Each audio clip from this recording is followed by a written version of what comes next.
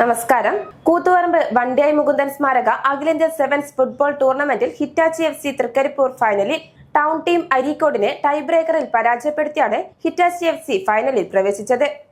ജനകീയ കമ്മിറ്റിയുടെ കൂട്ടായ്മയിൽ ഹണ്ടേഴ്സ് ക്ലബ്ബ് സംഘടിപ്പിക്കുന്ന രണ്ടാമത് വണ്ടിയായി മുകുന്ദൻ അഖിലേന്ത്യാ സെവൻസ് ഫുട്ബോൾ ടൂർണമെന്റിൽ രണ്ടാം സെമിയിൽ ടൗൺ ടീം അരീക്കോടിനെ പരാജയപ്പെടുത്തിയാണ് ഹിറ്റാച്ചി FC തൃക്കരിപ്പൂർ ഫൈനലിൽ പ്രവേശിച്ചത്.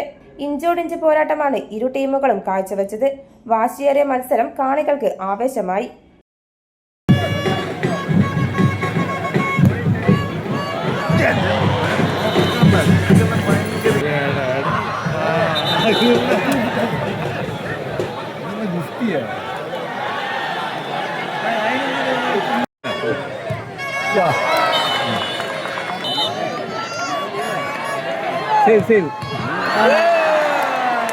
നിശ്ചിത സമയത്ത് 2 ഗോളുകൾ വീതം നേടി ഇരു ടീമുകളും സമനില പാലിച്ചതിനെ തുടർന്നാണ് ടൈ ബ്രേക്കർ വേണ്ടി വന്നത്.